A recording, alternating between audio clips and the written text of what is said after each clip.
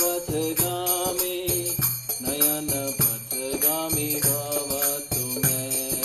जगन्नाथ स्वामी नयन पथगामी नयन पथगामी भवतु मे।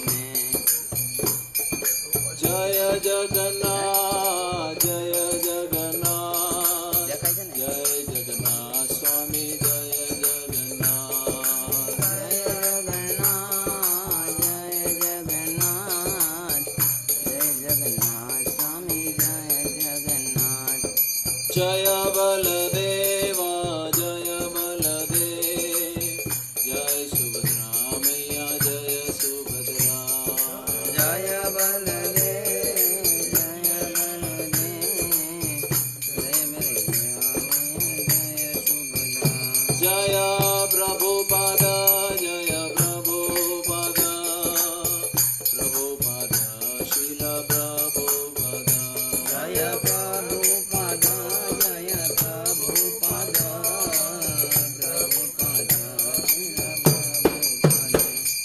जय ओम नित्य लीला प्रविष्ट स्तोत्र श्री श्रीमद अभय चरणारविंद भक्ति वेदांत स्वामी श्री प्रभुपाद। रंतराज श्रीमद् भागवत महापुराण की श्री जगन्नाथ अष्टकम की ताई गौर प्रेमानंद। हरि हरि ओम नमो भगवते वासुदेवाय।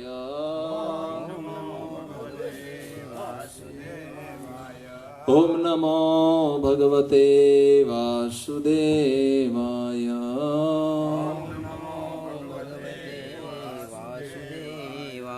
ओम नमो भगवते वासुदेवाय। ओम नमो भगवते वासुदेवाय। ओम अज्ञानतिमिरान्धस्य ज्ञानाञ्जनशलाकया चक्षुरुन्मीलितं येन तस्मै श्रीगुरुवे नमः। श्रीचैतन्यमनोभीष्टं स्थापितं येन भूतले स्वयं रूपगदा मह्यं ददाति स्वपदान्तिकं। वन्देऽहं श्रीगुरो श्रीयुतपदकमलं श्रीगुरून् वैष्णवांश्च श्रीरूपं सागरजातं सहगण रघुनाथावितं तं सजीवं सावद्वैतं सावधूतं परिजनसहितं कृष्णचैतन्यदेवं श्रीराधा कृष्णपादान् सहगण ललिता श्रीविशाखालिदां च जयितां सुरतपङ्गो मौमन्दमतिर्गति मत्सर्वस्य पदाम्भोजो शिशिराधा मदनमोहनो। नमो महावदान्याय कृष्णप्रेम प्रदायते कृष्णाय कृष्णचैतन्य नाम्ने गौरत्विषे नमः। वंशादकल्पतरुभ्यश्च कृपा सिन्धुभ्यैव च पतितानां पावनेभ्यो वैष्णवेभ्यो नमो नमः। जय श्री कृष्ण चैतन्य प्रभु नित्यानंद श्री अद्वैत गदाधर शिवासादि गौर भक्तविंद। हरे कृष्णा कृष्णा कृष्णा हरे हरे हरे राम राम राम हरे हरे। देव देव जगन्नाथ भवहरति विनाशनं त्राहि मां पुंडरीकाक्षं पतितं भवसागरम्। हरे कृष्णा। तो आप सभी भक्तों का प्रातःकालीन इस श्रीमद् भागवत सत्र के अंतर्गत श्री जगन्नाथ अष्टकम के पंचम दिन की कथा में स्वागत एवं अभिवादन। इस्कॉन वराचा के द्वारा और आप सभी भगवान जगन्नाथ के प्रेमी भक्तों के चरण कमलों में प्रणाम और हमारे आराध्य देव श्री श्री राधा दामोदर जी के चरण कमलों में प्रणाम। पतित पावन श्री जगन्नाथ जी के चरण कमलों में प्रणाम और भगवान के शुद्ध भक्त श्रील प्रभुपाद जी के चरण कमलों में प्रणाम। तो आज ये अंतिम श्लोक है जिसकी चर्चा हम करने वाले हैं। 8वां है, वो निकालिए। श्लोक नंबर 8 निकाला सबने? इसमें लिखा है, बाजू में आ जाओ।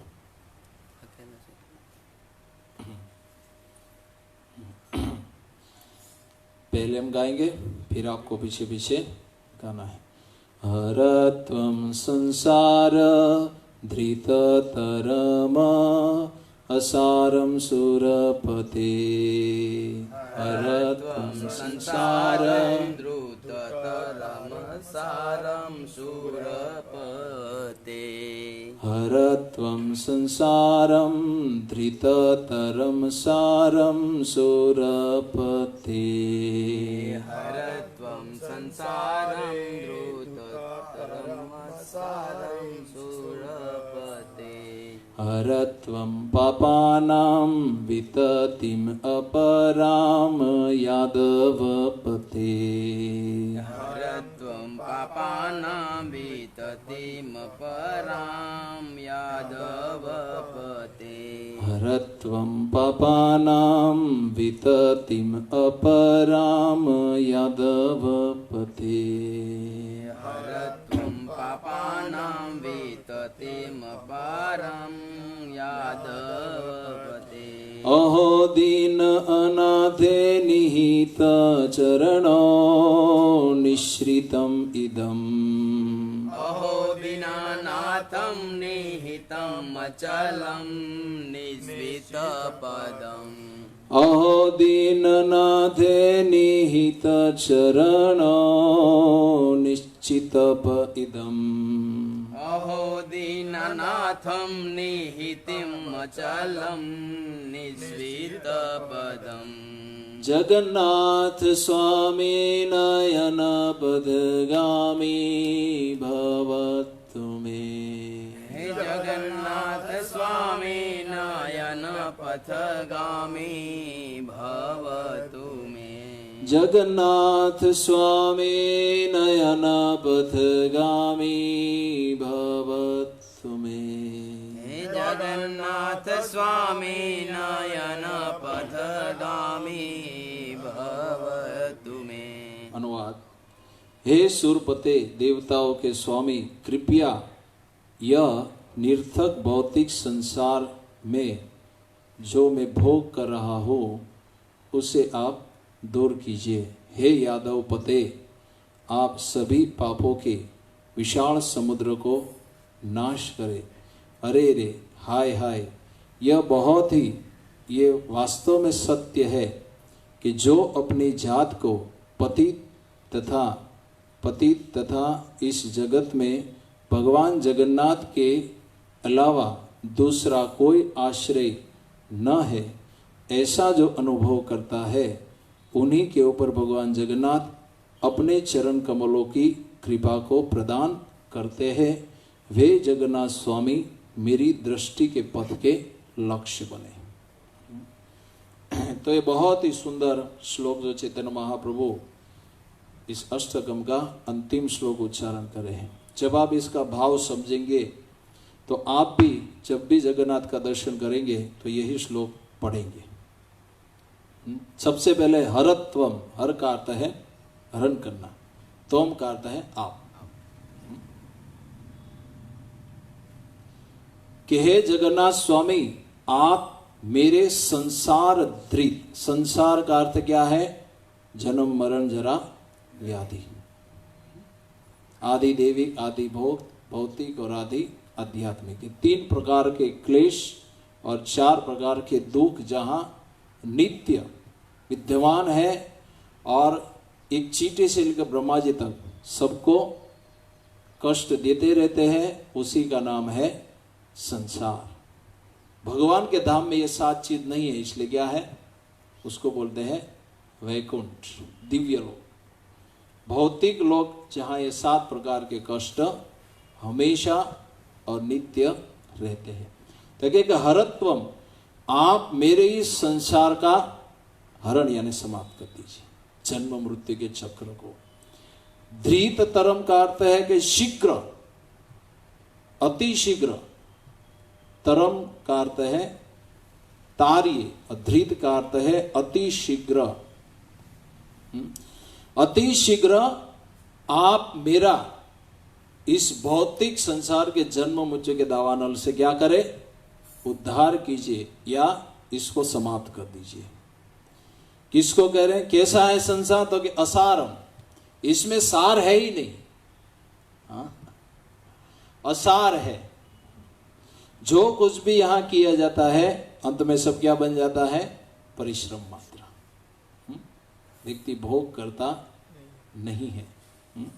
तो इसके असार, इस असार रूपी संसार को हे पतित पावन, हे सुरपते, हे देवताओं के स्वामी, हे सुरपते, आप कृपा करके मेरे इस संसार को हमेशा के लिए हरण करके अर्थात जन्म मृत्यु को समाप्त कर दीजिए।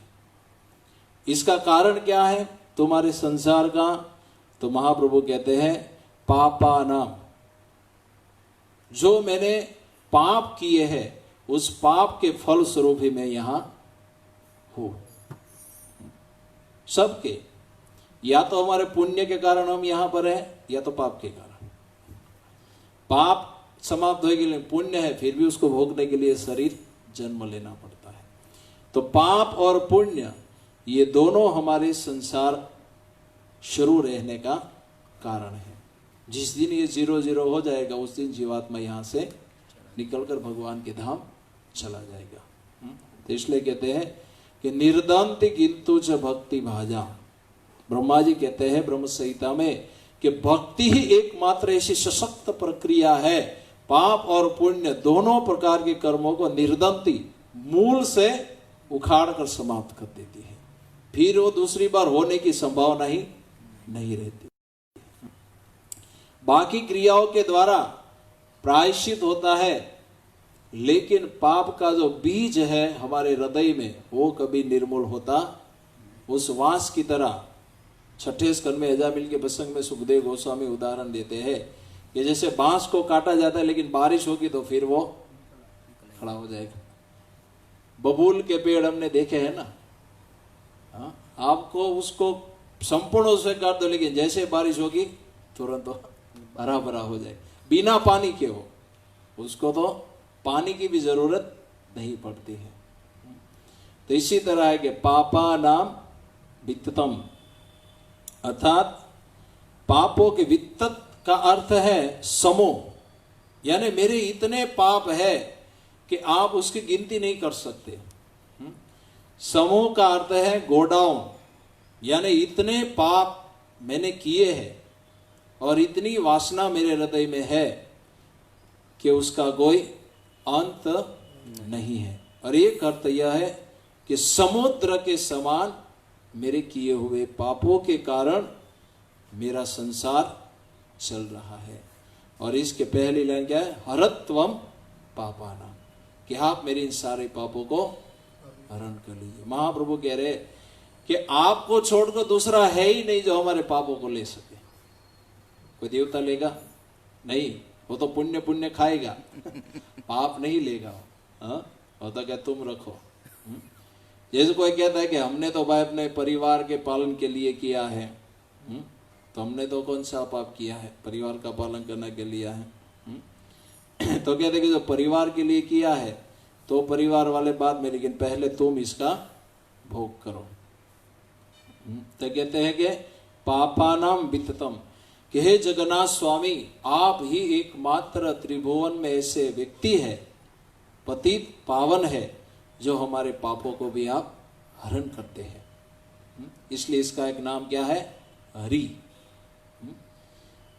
अशुभ अमंगल हरे, हमारे सारे अशुभ, हमारे सारे पाप ताप अमंगलों को हरण करने वाले को क्या कहते हैं? हरि। और केवल पाप नहीं हरते हैं, फिर जगन्नाथ स्वामी क्या करते हैं? भगवान जगन्नाथ अपनी प्रेमा भक्ति का दान भी करते हैं, ताकि दूसरी बार पाप करने की संभावना ही ना रहे।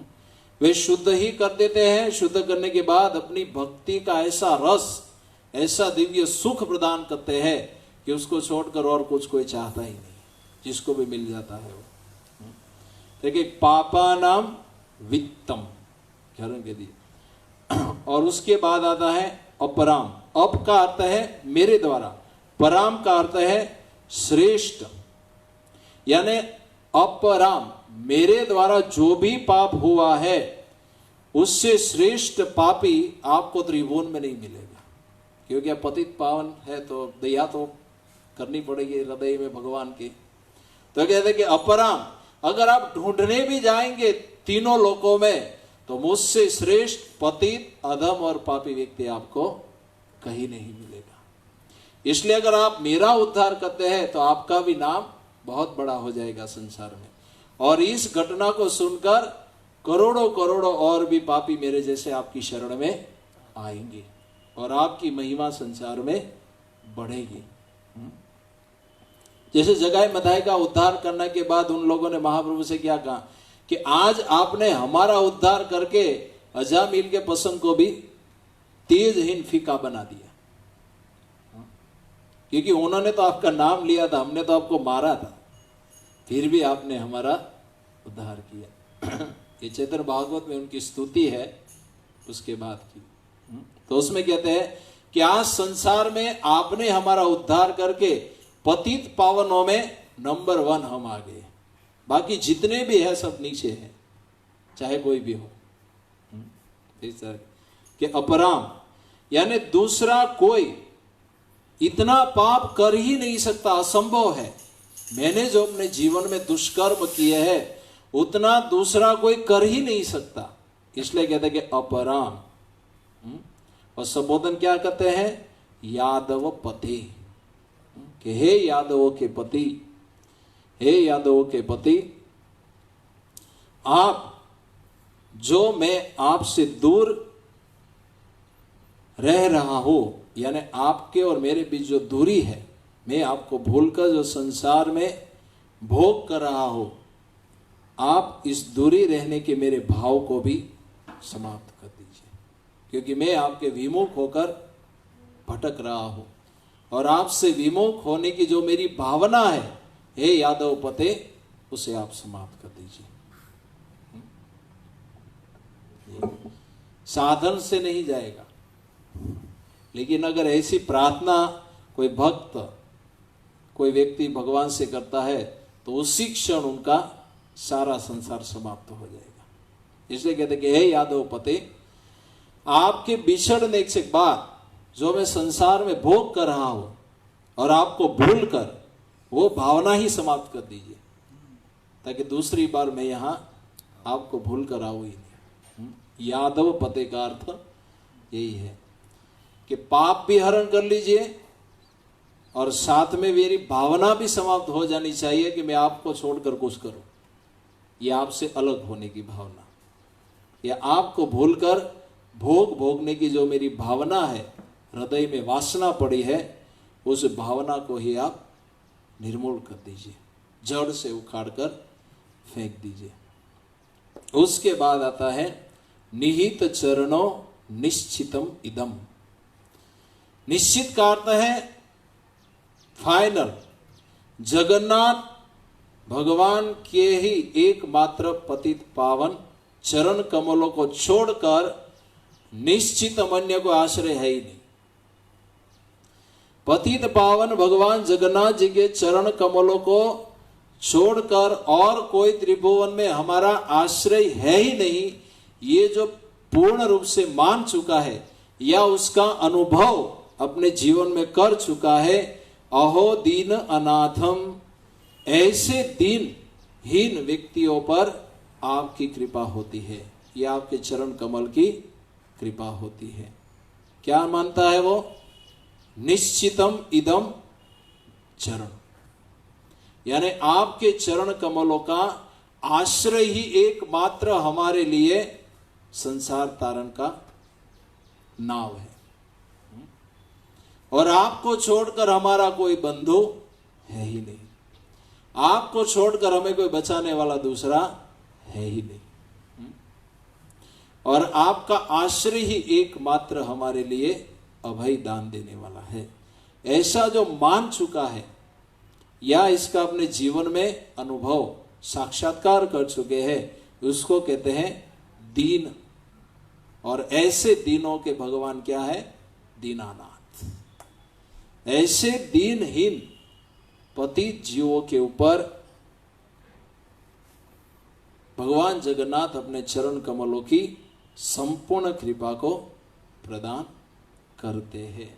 तो ये है इस श्लोक का भाव कि मैंने अपने जीवन में इतने पाप किए हैं कि इसका कोई अंत नहीं है और मैं कितना भी साधन भजन करूं लेकिन फिर भी वो समाप्त होंगे नहीं। लेकिन अगर आप मुझ पतित और दीन पर हे दीन दयाल कृपा करेंगे तो मेरा संसार भी समाप्त हो जाएगा, मेरी पाप और भोग करने की वासना भी निर्मूल हो जाएगी और मैं आपके चरण कमलों की कृपा का भांजन बन जाऊंगा। इसलिए चैतन्य महाप्रभु एक भक्त के भाव में बोल रहे हैं, क्योंकि स्वाभाविक चैतन्य महाप्रभु किसका आवेश रहता है? योग माया के द्वारा एक भक्त का आवेश हमेशा कि मैं कौन हूं? एक भक्त हूं।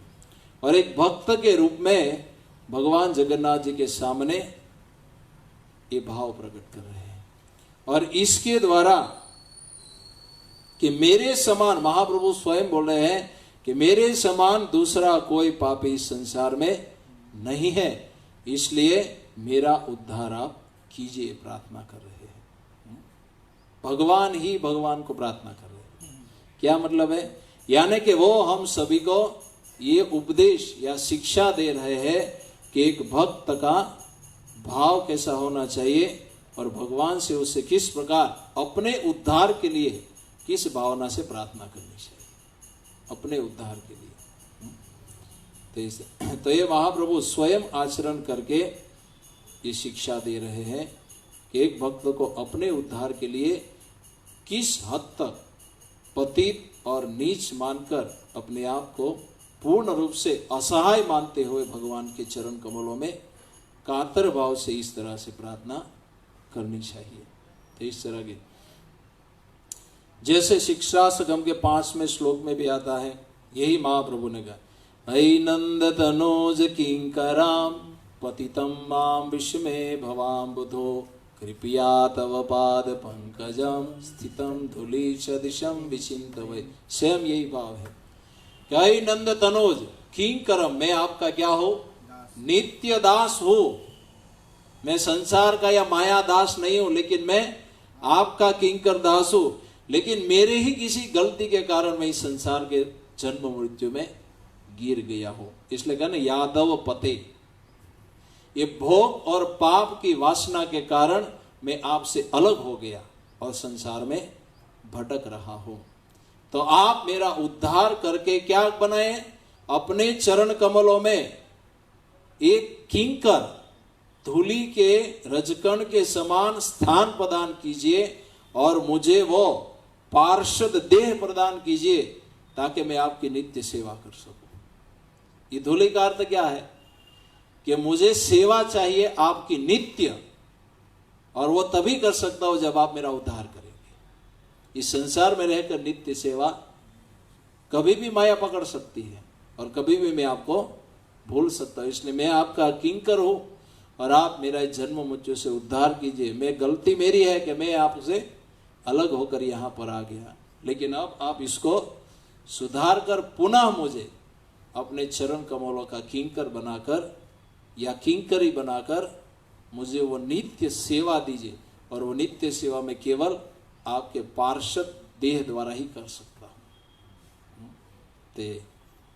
जैसे गजेंद्र की स्तुति में हमने सुना था एक श्लोक में, उसमें क्या कहता है कि केवल आप मेरा हाथी की योनि से उद्धार करें यही नहीं चाहता हूं मैं, पहले तो मगर से मुक्त करे, वो भी इसके लिए भी मैंने नहीं बुलाया है।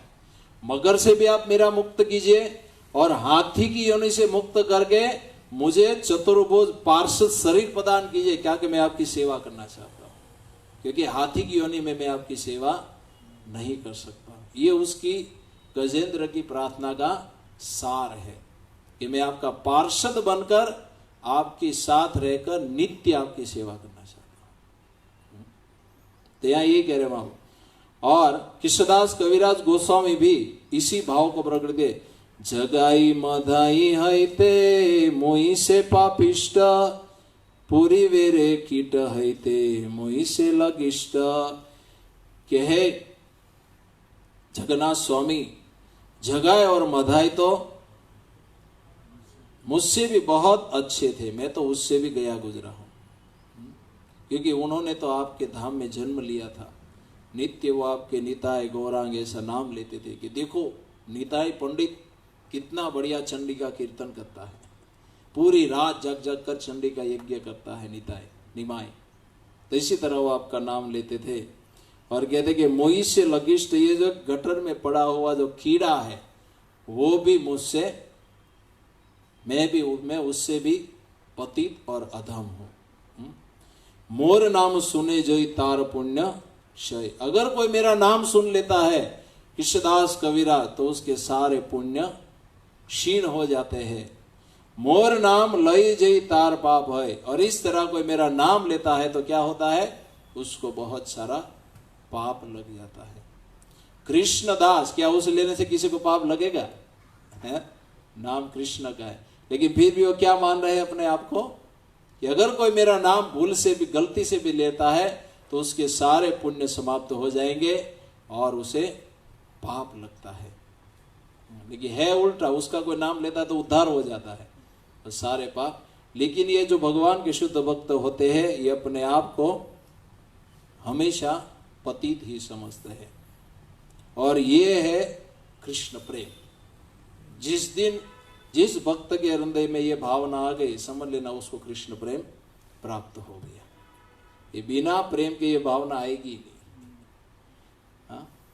हाँ, इन प्रार्थनाओं को हम भगवान के सामने खड़े होकर गा सकते हैं, उससे बहुत फर्क पड़ेगा। तो ये है शुद्ध कृष्ण प्रेम का स्वरूप। भक्तिविनोद ठाकुर और विश्वनाथ चक्रवर्ती ठाकुर दोनों ने बताया है अपने ग्रंथों में कि यही कृष्ण प्रेम है। बस जिसके अंदर ये आ जाता है उसके अंदर सौभाग्य यही भावना रहती है। देखिए तुलसीदास गोस्वामी को देखते, जई जन में कली काल कराला कर उत्तम वायस हंस वेश कराला। कि जई कलयुग में जिस काल में मेरा जन्म हुआ है, क्या वायस, वायस का अर्थ है हंस, काग, मैं बिल्कुल काग के समान हूं, कांव कांव कांव करता रहता हूं और कचरे के ढेरे में पड़ा रहता हूं। लेकिन क्या किया है मैंने, कहते हैं कि हंस वेश कराला, मैंने साधुओं का वेश बना लिया ताकि लोग मेरी प्रशंसा करें। लेकिन वास्तव में मैं कैसा हूं, कौवे के जैसा हूं। मेरी भाषा, मेरा स्वभाव, मेरा कार्य कौवे जैसा है, लेकिन मैंने बाहर से बनावटी साधु एक भक्त का वेश बना लिया, धोती कुर्ता पहन लिया, कंठी लगा ली ताकि लोग। और क्या कहते हैं आगे, चलत कुपथ वेद मत छाड़ी कपट कली मलवाणी। वेद के पथ को, वैदिक धर्म को त्याग कर कपट करके मलवाणी, उस संसार के कार्यकलापों को ही बोलते हैं। संसार की वार्ता ही 24 घंटे करते रहते हैं।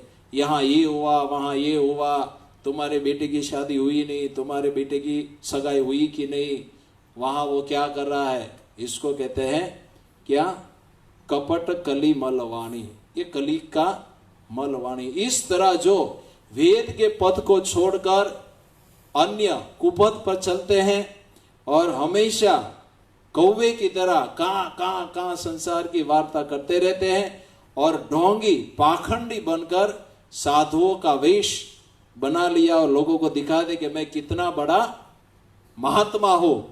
इसी तरह ये जो करने के जितने भी पाप लगते हैं वो सारे मैंने जीवन में किए हैं।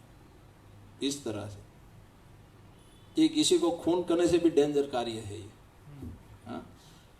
व्यक्ति को खून करने वाला केवल क्या नष्ट करता है, शरीर, लेकिन ये पाखंडी लोग मनुष्य जन्म तो नष्ट कर ही देते, साथ में उसकी आत्मा का भी हनन कर लेते हैं। यानी और करोड़ों जन्मों के लिए वो नरक की यातना भोगने के लिए या जन्म मृत्यु में डाल देते हैं। ऐसा करने का जो पाप है वो सब मैंने अपने जीवन में, लेकिन ये तो मुझसे भी सब अच्छे हैं पाखंडी लोग भी, कि कम से कम उन्होंने साधु का वेश तो बनाया है। और आगे दे, दीनम जगत प्रथम मोर सुनिया मोर नाथ। हे दीनानाथ, हे प्रभु श्री राम, हे जानकी नाथ, हे दीनानाथ, जब आप इसका लिस्ट बनाएंगे पतितों का उद्धार करने में तो प्रथम मोर सुनिया, सुन लीजिए पहले नाम मेरा आएगा। भक्तों का लिस्ट होगा तो उसमें तो मेरा नाम आएगा ही नहीं, क्योंकि मैं भक्त वत्सल है। एक भक्त ने तो बहुत ही कटाक्ष किया है जगन्नाथ स्वामी को देखकर कि हे जगन्नाथ स्वामी, जब मैं आपका भक्त वत्सल नाम सुनता हूं तो मैं बहुत निराश हो जाता हूं, क्योंकि आप तो भक्तों का ही उद्धार करेंगे और भक्त तो मैं हूं नहीं। लेकिन जब पतित पावन नाम मेरे कानों में पड़ता है तो मेरा उत्साह लाखों गुना बढ़ जाता है और विश्वास दृढ़ हो जाता है कि अब निश्चित मेरा उद्धार होगा, और पतितों का लिस्ट जब खुलेगा तो सबसे ऊपर नाम मेरा आएगा। इसलिए मैं आपकी सेवा करने के लिए ये पतित पावन नाम से प्रेरित हुआ हूं। लेकिन भक्तवत्सल नाम तो हमें निरुत्साहित कर देता है, क्योंकि भक्त की लाइन में तो हम आएंगे ही नहीं। हाँ, और हमारे जैसे नमूने तो कभी नहीं आएंगे। लेकिन किस लाइन में हमारा नंबर आएगा?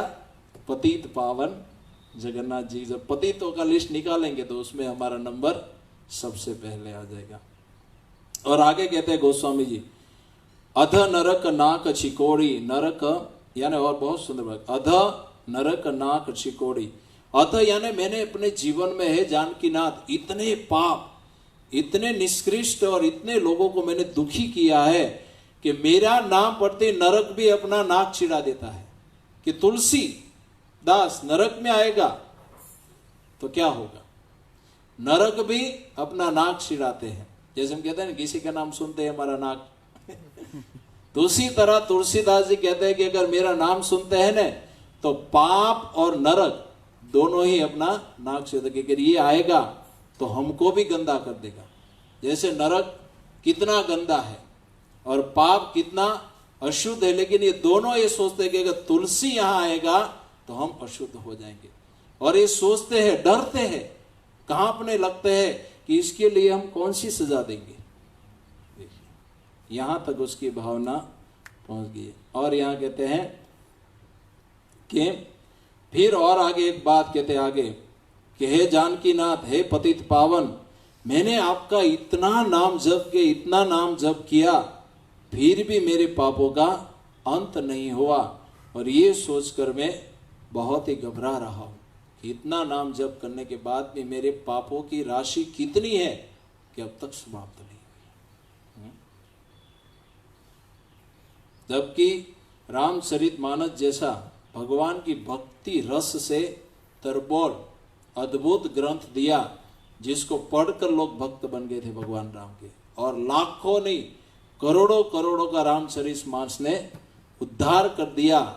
ऐसे महाभागवत गोस्वामी जी भगवान के सामने बोल रहे हैं कि मैं नरक में जाऊंगा तो नरक भी भाग जाएगा वहां से, इतना अधम और पतित मैं हूं।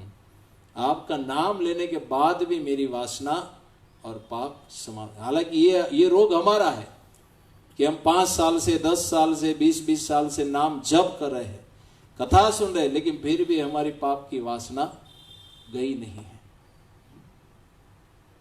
जबकि इनका तो निर्मूल हो चुका है, फिर भी ये बोल रहे हैं।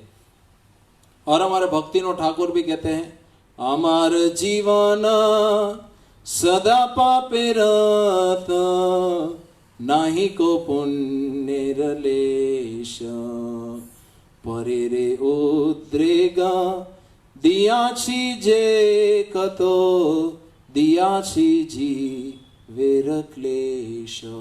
भक्तिनो ठाकुर क्या कहते हैं, मेरा जीवन कैसा है? सदा पापे रत, मन वचन कर्म से सोते जागते उठते बैठते मैं क्या करता हूं? केवल पाप ही पाप कर रहा हूं। परेरे उद्रेक दिया से, मैंने दूसरों को हमेशा क्या दिया है? उद्रेक दिया है, यानी कष्ट दिया है। दिया से जीवेर क्लेश, बहुत सारे जीवों को मैंने क्लेश, जैसे उनकी हत्या करके खा जाना, ये क्लेश है। बिना वजह किसी को मारना या ताड़ना, अनेक प्रकार के मैंने जीवों को क्लेश कष्ट दिया है। सबको मैंने उद्विग्न किया है, किसी को शांति से बैठने नहीं दिया है, और सदा इस तरह से मेरा जीवन पाप में ही व्यतीत हो गया है। करी लो उद्धारी लो, कि हे नंद तनोज, हे नंद किशोर, आप इस भक्ति विनोद का उद्धार कीजिए, क्योंकि आपको छोड़कर दूसरा कोई है ही नहीं जो मेरा केस अपने हाथ में ले सके।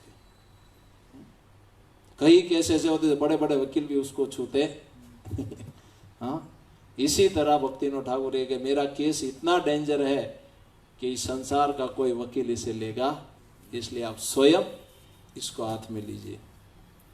और नरोत्तम दास ठाकुर भी कहते हैं, श्री कृष्ण चैतन्य प्रभु दया कर मोरे,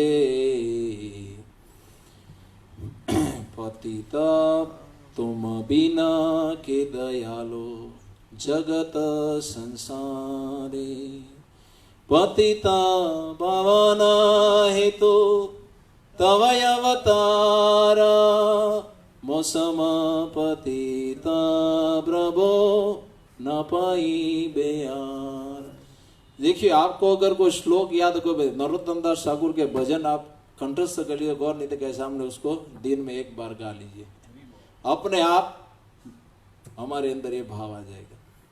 आचार्य के जो कीर्तन पद हम गाते हैं तो उन्हीं के द्वारा वो भावना हमारे हृदय में आती है। इसलिए हमारे भक्त स्ट्रिक्टली कहते हैं कि शुद्ध भक्तों के कीर्तनों को गाइए, क्योंकि वो भावना हमारे हृदय में डाइवर्ट होती है। अगर अशुद्ध भक्तों की गाएंगे तो वो भावना भी आएगी। इसलिए जो अधिकारी है, आचार्य है, उन्हीं के कीर्तन पदों को हमें गाना चाहिए, ताकि उनके अंदर जो भक्ति है, भावना है, वो हमारे हृदय क्या होती है, हमारे अंदर डाइवर्ट होती है। ठीक है कि मौसम और पतित, हे चैतन्य महाप्रभु आपने पतितों का उद्धार करने के लिए क्या लिया है, अवतार लिया है, तो मेरे समान पतित इस संसार में कोई नहीं है। इसलिए कहते हैं, अहो दीनानाथ, हे दीनानाथ, पापा नाम हरत्वम और संसार धृतम, क्या आप मेरे पाप को हरण करके मेरे संसार जन्म मृत्यु को समाप्त कीजिए। और सत्यवत मुनि भी कहते हैं, नमो देव दामोदर अनंत विष्णु, प्रसीद प्रभो दुख जलाब्धिमग्न, कृपा दृष्टि वृष्टयाति दीनं बतानो, गृहाणीश मामज्ञ मेदक्षिदृश्य। आपको पता है ये श्लोक इस भाव का था, कितनी बार गाया है? ये क्या है? हे दामोदर, कि आपका अनंत दामोदर विष्णु प्रसिद्ध नाम है, जिसको कोई एक बार भी स्मरण करता है तो शुद्ध हो जाता है। ज्वालाब्धि, मैं इस संसार की ज्वाला में क्या कर रहा हूं? जल रहा हूं। 7 प्रकार के दुख और क्लेशों से ज्वालाब्धि दुखम, ज्वालाब्धि के जल, मैं जल रहा हूं दुखों से। और क्या करे? कहते हैं कि कृपा दृष्टि उष्ट याति दीनम बतानो, आप अपनी कृपा की दृष्टि की वर्षा कीजिए ताकि संसार दावानल शांत होगा, उससे पहले शांत होगा नहीं। और क्या कहे? गृहाणेश, आप यहां से मेरा उद्धार कीजिए। ये सत्यवत मुनि किसको कह रहे हैं? भगवान दामोदर से। भक्ति तो मांगी, लेकिन अरे कोई भी अष्टकम देखिए, इसमें एक श्लोक ऐसा होगा ही कि केवल भक्ति नहीं है। भक्ति हम तभी कर पाएंगे जब भगवान उद्धार करके हमारा पार्षद बनाएंगे। जब तक वे अपना पार्षद शरीर हमें देंगे नहीं, तब तक हम नित्य सेवा के भजन कर ही नहीं पाएंगे। भले भावना ये रहती कि चाहे आप मुझे संसार में रखें या अपने धाम में, लेकिन मैं आपकी नित्य सेवा हमेशा चाहता हूं। तो सत्यवत मुनि भी यही कह रहे हैं कि मैं आपकी नित्य सेवा तभी कर सकूंगा जब इस संसार रूपी दावानल से आप मेरा उद्धार करेंगे। दुखाब्धि झालाब्धि कृपा दृष्टि वृष्टि याति दीनम बताना, कि आप मुझ दीनहीन पर अपनी कृपा करके आप मेरा इस भवसागर से उद्धार कीजिए। और अंत में गुजराती भक्त का भी भाव सुन लेते हैं, नरसिंह मेहता जी का। ये कहते हैं कि ये रसनो स्वाद शंकर जाने, के जाने सुख जोगी रे, कई एक जाने पहली रजनी गोपी रे। अब भक्ति रस कौन जाने से? एक तो शिव जी, बीजू कौन जाने से? सुखदेव गोस्वामी जी। तीजू कौन जाने से? વ્રજની એક ગોપ એટલે કે માધુર્ય રસ, જગન્નાથજીનો માધુર્ય રસ કેટલી એના રૂપમાં મધુરીમાં છે, એનું વેણુ વાદળમાં કેટલી મધુરીમાં છે, એની લીલા કેટલી મધુરીમાં છે. આ માધુર્ય, આ રસ કેવલ 3 જણા જાણે છે. एक भगवान शिव जी सदाशिव, दूसरे है सुखदेव जोगी यानी सुखदेव गोस्वामी, और तीसरे है व्रज की सभी गोपियां. और कहते हैं कि भणे नरसियो जोगी रे, कि थोड़ा, हालांकि वे भी इनकी श्रेणी में ही आते हैं, उन्होंने भी इस रस को पूर्ण रूप से जाना है, लेकिन देखिए थोड़ा मैंने भी उसको टेस्ट किया है, लेकिन मैं कैसा हूं? भोगी हूं. ये भी अपने आप को इसी स्थान पर रखते हैं कि जानने वाले तो ये सब है, मुझे कुछ भी पता नहीं है. लेकिन उन्होंने जो गाया है वो मैं गाता रहता हूं, लेकिन कोई भाव मेरे हृदय में अब तक नहीं है. जिसका स्मरण होते ही भगवान वहां प्रकट हो जाते हैं. स्मरण होते ही भगवान 51 नहीं 52 बार उनके जीवन में उनका कार्य करें. वो भक्त बोल रहा है कि मुझे कुछ भी पता नहीं है. हाँ? वो कह रहा है कि मैं, ये भक्ति रस क्या है, मुझे कुछ भी पता, ये तो ये लोग व्रज की गोपियां है, उनके पास जाओ वो बताएगी आपको. शिव जी के पास जाइए वो आपको बताएंगे. सुखदेव गोस्वामी का भागवत पढ़िए वो आपको बताएंगे. लेकिन मैं कुछ भी जानता नहीं हूं. इसलिए कहते कि भणे नरसियो जोगी रे. भणे यानी मैं प्रयास कर रहा हूं जानने का, लेकिन अभी भी मुझे पता नहीं चला कि रस क्या है. जबकि रस इतना था कि जब उनके पिताश्री का श्राद्ध था और वो एक घी लेने के लिए निकले 500 ग्राम, और एक वैष्णव की दुकान मिल गई. कहा कि मेहता जी अब 2 कीर्तन का तो मैं आपको घी फ्री में दे दूंगा, आप कीर्तन करके मेरी सेवा कीजिए, मैं घी देकर आपके करूंगा. और हाथ में करताल और पैरों में घुंघरू बांधकर महामंत्र शुरू किया. वहां श्राद्ध अपने स्थान पर, घी अपने स्थान पर, और सब ये रस था उनका. उन्हें पता ही नहीं चला. भगवान ने वहां सब समाप्त कर दिया, सबको दक्षिणा दे दी. पूरे जूनागढ़ में नरसिंह मेहता की वाह वाह कर दी. फिर वो क्या, वो दुकानदार को बोलते कि कितने बजे? वो 3 बज गए, मुझे भी घी लेके श्राद्ध करना है. देखो ये रस था उनका. एक बार अगर वो कीर्तन में आवेश आ गया, फिर उन्हें दिन रात कुछ भी पता नहीं रहते. वो भक्त कह रहे हैं कि मैं इस रस को बिल्कुल नहीं जानता हूं. तो ये है जितने आचार्यों के जो हमने यहाँ भावों को सुना है, और स्वयं चैतन्य महाप्रभु ने जो यहाँ भाव प्रकट किए हैं, ये इसी को शुद्ध कृष्ण प्रेम का रूप बताया है. जिसके अंदर ये कृष्ण प्रेम आता है, उसके अंदर ये भावना स्वाभाविक अपने आप ये भाव आने लगता है. और फिर अपने आप को वो सबसे संसार का धम और पति, और बाकी जितनों को भी देखता है वो अपने से क्या मानता है? श्रेष्ठ है. ये सभी भक्त लोग कितनी से भगवान की सेवा कर, लेकिन मैं कुछ भी नहीं कर रहा हूं. प्रभुपाद जी को भी अंत में समय यही कहा था कि जो कुछ भी किया है वो कृष्ण की कृपा से हुआ है, और कृष्ण ने, आप लोगों ने मेरे पास भेजा इसलिए संभव हो पाया. लेकिन मेरे जैसा अधम, पतित और दुराचारी जीव क्या कर सकता है? मैं तो सबसे अधम और पतित हूं. मैं कुछ भी नहीं कर सकता था अगर कृष्ण ने कृपा नहीं की होती और आपने मेरे पास, आप सब मेरे पास नहीं भेजा होता. तो श्रेय किसको देते हैं? भगवान को और भक्तों को. कि अगर आप मुझे नहीं मिले होते या कृष्ण ने हमको नहीं मिलाया होता तो आज ये संस्था होती ही नहीं. और अंत में श्रुति फल बताते हुए कहते हैं, जगन्नाथाष्टकम पुण्यम य पठेत प्रयता शुचि सर्व पाप विशुद्धात्मा विष्णु लोकम स गच्छति. क्या हुआ?